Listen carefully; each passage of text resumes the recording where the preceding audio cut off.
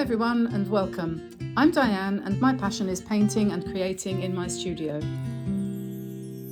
Every day I share a video with you on YouTube in which I paint and create all sorts of nature-inspired pictures. I also share loads of tips on how to make the most of your painting journey, interrupted fairly frequently by our family of dogs, cats, chickens and sheep. So welcome on board, click subscribe and turn on notifications, and let's learn to paint watercolour.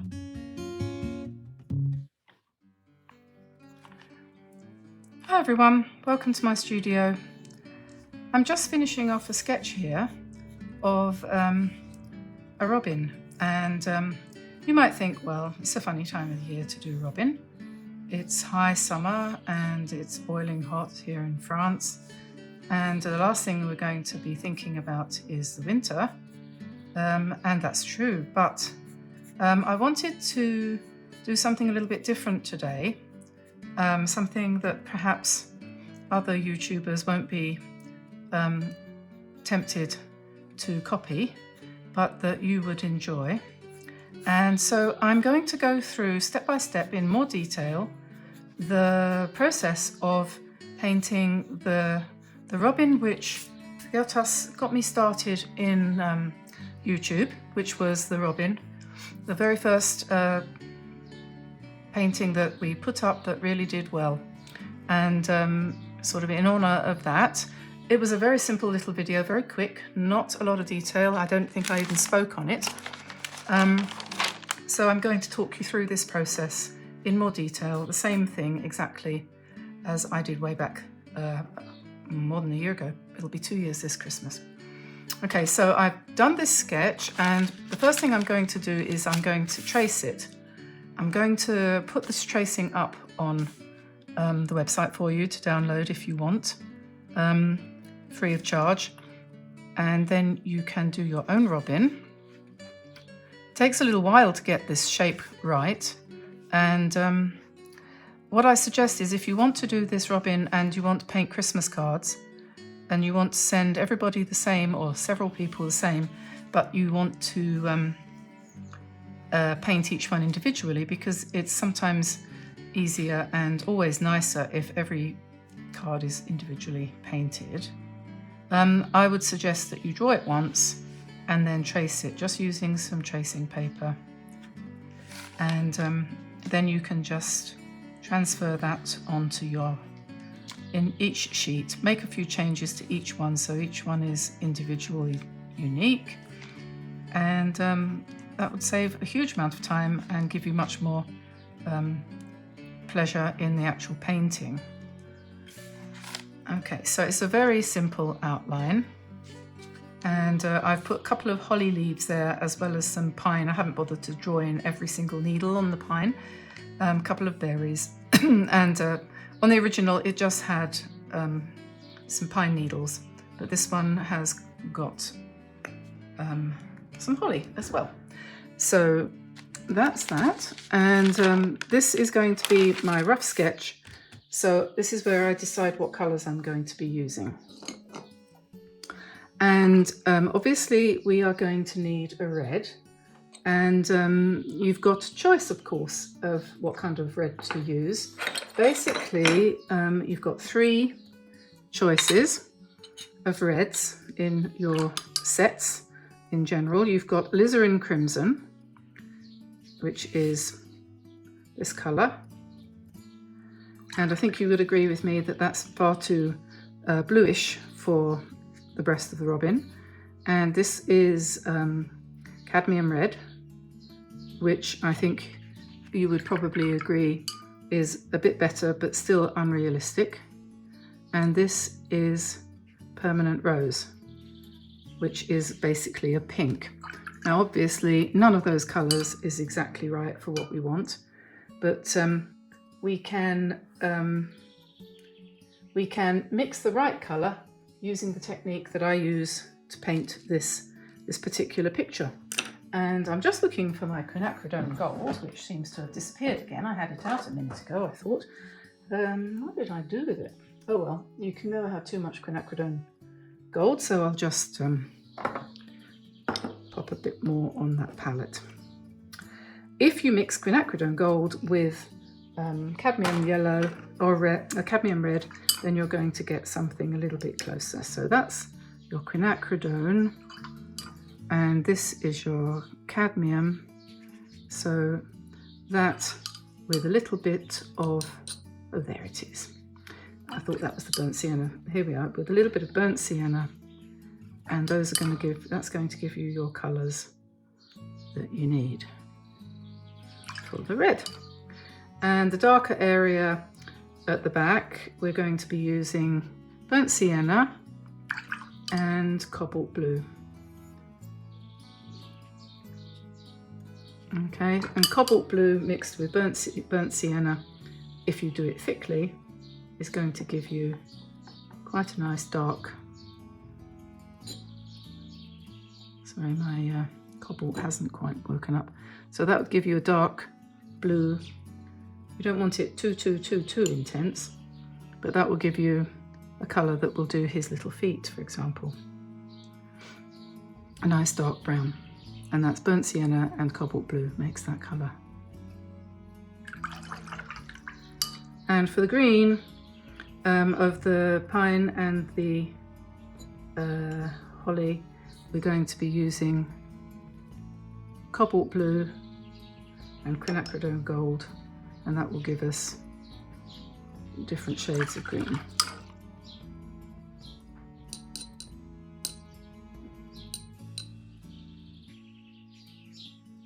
Three completely different shades of green there, and you want it subtle. You don't want it to be screaming in your face, do you?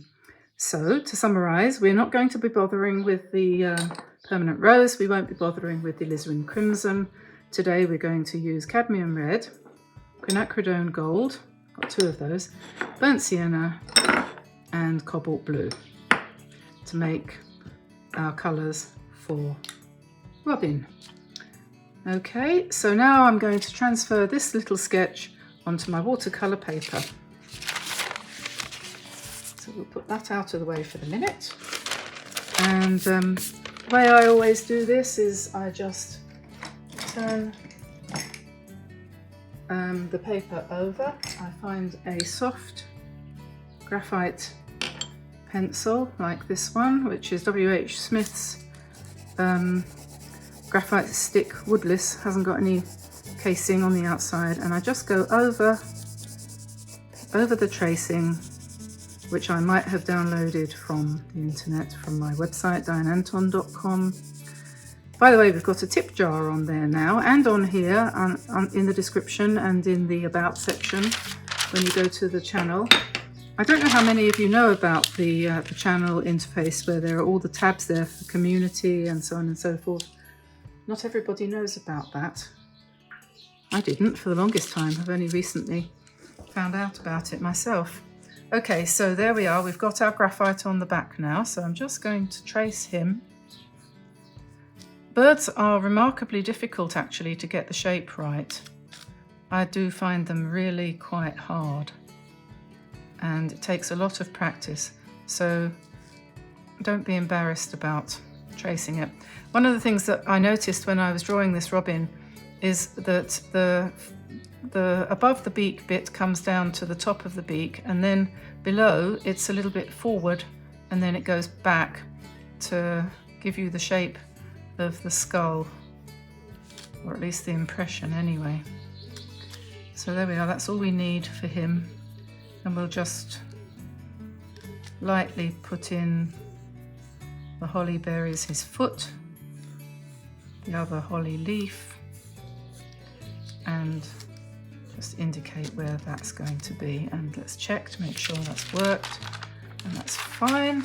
So we take the tracing paper away, and you can, if you want, go over it again so that you can see really clearly where your lines are. So I'll do that.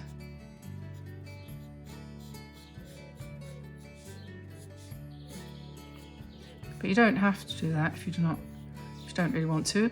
Or at this point, if you wanted, you could go over it in pen and ink. You could outline it in pen, and that would give you a slightly different effect. And we need a branch there for him to cling onto. We could take the branch out the other side a little bit if you wanted to. I mean, there's so many variations, so when you come to do this for your Christmas cards, you can just vary each one. But just make sure you get the basic shape of the bird right. That's the main thing.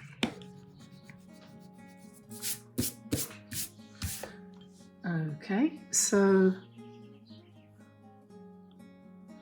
there we are.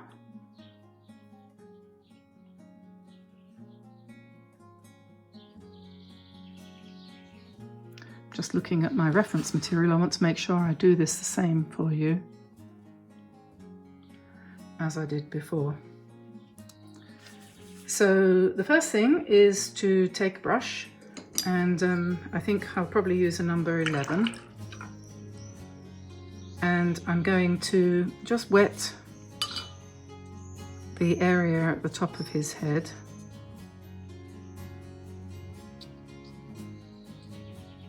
And then I'm going to pick up some burnt sienna.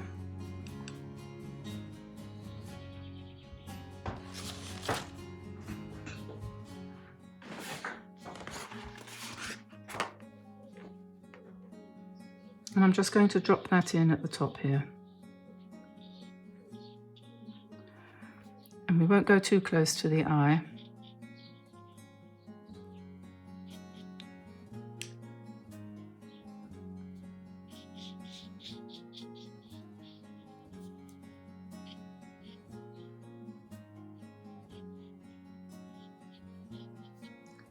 So that's the first start.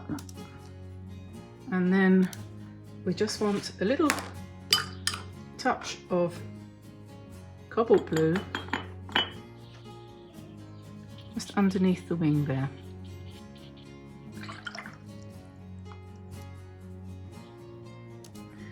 And then I'm going to put in some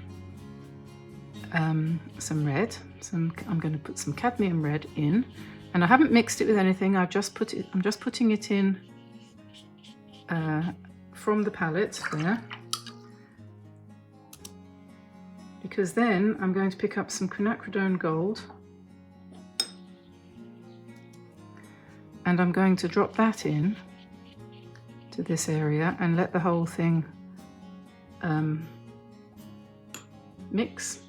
And then I'm going to take some cobalt blue mixed with burnt sienna, and I'm just going to put that in the top line of the bird.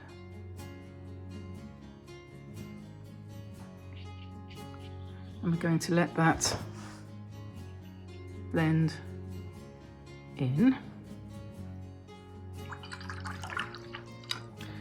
And then just soften off these edges down the bottom here in a few places.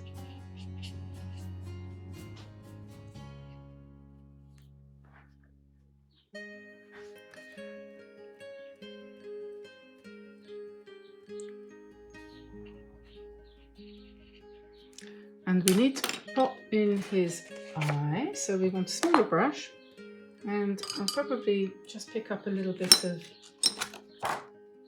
very dark brown. This is Van Dyke brown, I think. Yes. So nice and strong. We have to be very careful about this so that it doesn't run.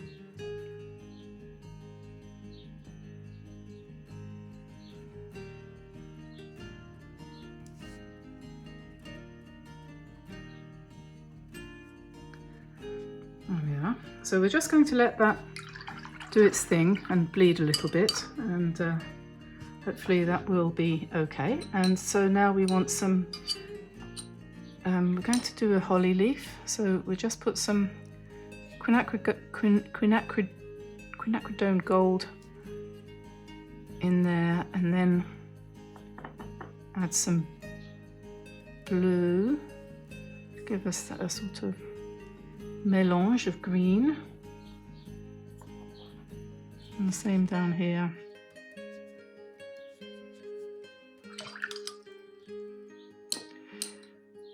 If you want to use what you might consider to be a more realistic green, you can always go for a pure green that's already pre-mixed, and in fact I might drop a bit of that in just to give me some variety, but you really don't need to. And then for the berries, I always like to start with the light colour first, so we'll drop in the quinacridone and then we'll put in the red like that and let that bleed. And then let's just indicate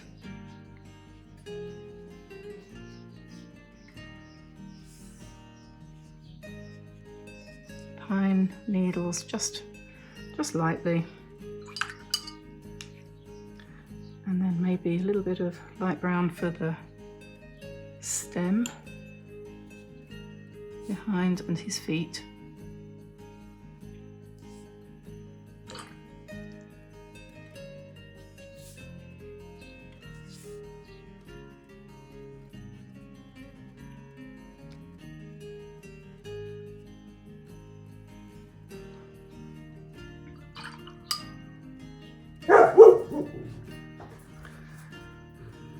And then it's a good idea to just do the under side of the beak. Don't do too much there, and then let the whole thing dry.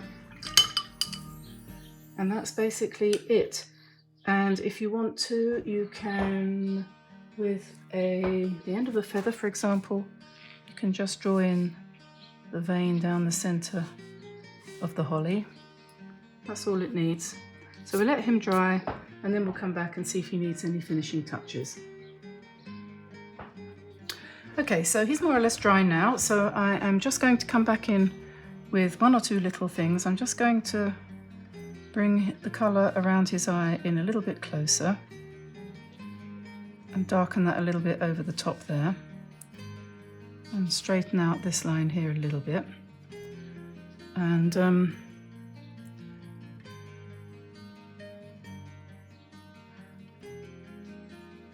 I think I might just put a tiny bit of shadow underneath his eye there too. Okay. And then we'll let that dry, obviously, and then that will be fine.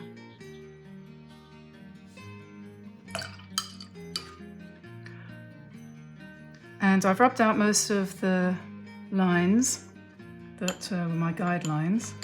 And I'm going to come in with a little bit of a sort of purpley shadow colour just on the underneath of the berries, just to give them a bit more definition. So I'll just do that and then soften that with a little bit of water, just add a little bit of water to let that bleed in a little bit. And then I'm going to lift a little bit of the colour on the holly to give some highlights. Like that, so as that gets a little bit more shape. And you could ink this now if you wanted to. You could go around it and do pen and ink around and to define it more. You could play with it a bit more, but it's actually, I think, absolutely fine like that. I've just indicated his foot there very lightly.